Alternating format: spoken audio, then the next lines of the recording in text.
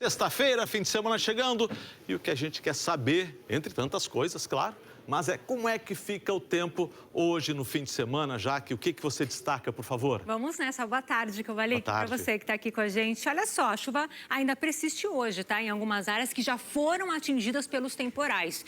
No norte de Minas Gerais, no Espírito Santo, na Bahia, exatamente onde a frente fria permanece estacionada, ela fabrica as nuvens de chuva e também direciona esse corredor de umidade que ainda provoca chuva em toda a área em vermelho aqui do mapa, desde o Amazonas atravessando o Brasil até o norte do Espírito Santo, e pode chover forte também em Roraima.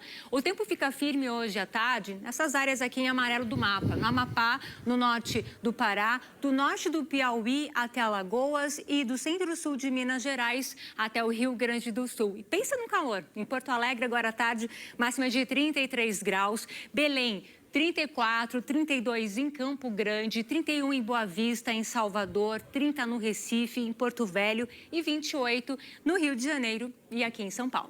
E agora o fim de semana chegando. Kovalik, é o seguinte, ainda pode chover forte em algumas áreas do Espírito Santo, de Minas Gerais, da Bahia, Goiás. Vai diminuindo aos poucos no domingo aí bastante. No centro-sul o tempo vai ficar firme e vai fazer calor em todo o país, com máximas acima dos 30 graus em várias regiões e em algumas cidades, temperaturas ali chegando bem pertinho dos 40 graus. Um destaque para a semana que vem está mantida a formação de um ciclone extratropical na terça-feira. Segundo os meteorologistas, há risco de temporais e ventos fortes na região sul, que vão surgir durante todo esse processo de formação dos sistemas. Portanto, na terça-feira, uma baixa pressão vai atravessar o Rio Grande do Sul, virando ciclone extratropical, dando origem à frente fria. E aí, no próximo mapa, a gente vai observar que os volumes de chuva vão variar de 110 a 200 milímetros em cidades da região sul. E a gente vai acompanhar e trazer todos esses alertas. Muito obrigado, Jaque. Um bom fim de semana para você. Bom fim de semana, Kovalik, para vocês também. Tchau, tchau. Então vamos fazer a nossa, já que a gente vai falar de esporte, vamos fazer a nossa substituição em campo aqui. Na mesma paleta de cores, hein? Olha só, tudo bem, Cuba? Boa tarde, gente, tudo certo? Agora, Luiz, no fim de semana tem a última rodada do Campeonato Brasileiro, que já está decidido, porém tem a outra parte lá, os jogos que envolvem os sofredores, aquela angústia. É a zona da confusão, né? O título já está decidido, o Flamengo já é campeão, mas tem muita coisa ainda para acontecer, especialmente na briga contra o rebaixamento. O alívio de quem chegou ao último jogo do ano fora da zona de rebaixamento.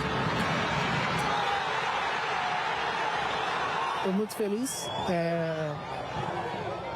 por esses gols, não poder ajudar o Santos de alguma forma. A vitória do Santos com 3 gols de Neymar fez o time chegar aos 44 pontos e se afastar da parte de baixo da tabela na hora decisiva da temporada. A briga contra o rebaixamento é a grande disputa desta última rodada do Brasileirão. 6 equipes ainda não se garantiram na primeira divisão do ano que vem. Juventude e Sport já estão rebaixados e 2 vagas ainda estão em aberto. Quem está no Z4 está fazendo as contas. O Internacional tem 41 pontos e está na 18ª posição. No domingo vai receber o Bragantino no Beira-Rio. Precisa vencer e contar com tropeços dos adversários diretos. O último jogo com a camisa do Inter, eu sei que será o último jogo do campeonato por nossa casa. Tomara que não aconteça nada. Porque tem como você chegar e mexer o jogo. Sempre é óbvio.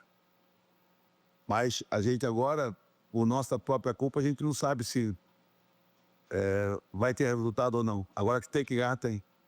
Tem que ganhar. Já o Vitória, que também está entre os 4 últimos do campeonato, enfrenta o São Paulo em casa. Para ficar na Série A, tem que garantir o resultado e contar com um empate de Ceará ou Fortaleza ou uma derrota do Santos. A gente vai convocar nossa torcida, eles vão fazer a linda festa que sempre fez. Nós vencemos o nosso jogo, vai dar certo. Tem aqueles que só dependem de uma vitória. O Fortaleza joga fora com o Botafogo, que já tem vaga garantida na fase inicial da Libertadores. E o Ceará recebe o Palmeiras, que perdeu o título para o Flamengo. Entre os envolvidos, a situação mais confortável é a do Atlético Mineiro, que já chegou aos 45 pontos. Só seria rebaixado caso todos os outros vencessem e o Vitória tirasse um saldo de 12 gols, uma probabilidade quase nula. Agora, para o Santos de Neymar, ainda é sinal de alerta. Tá fora da zona, mas precisa pelo menos empatar com o Cruzeiro na Vila Belmiro para não depender de outros resultados. Falta um jogo ainda e lá na Vila a gente tem que dar nosso máximo de novo.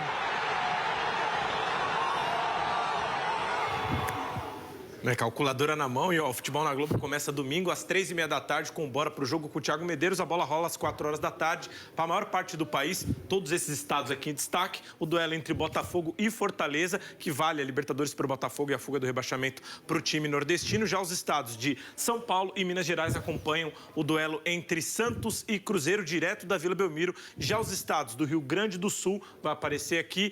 E os torcedores, secadores do Colorado a favor e os gremistas vão acompanhar lá no Rio Grande do Sul, Internacional e Bragantino. E para você saber os detalhes, tudo sobre a rodada do Campeonato Brasileiro, ó, só apontar sua câmera do celular no QR Code e você vai direto na página do Brasileirão, lá no ge.globo, Kovalik. Pois é, tem gente que não estudou o ano inteiro, que nem no colégio, e agora fica rezando a passar no Enem. É isso. Agora é o Brasileirão, contar, assim. Olha, daqui a pouco a gente vai voltar com o Luiz para as informações a respeito do sorteio dos grupos da Copa. Está Estamos no movimentando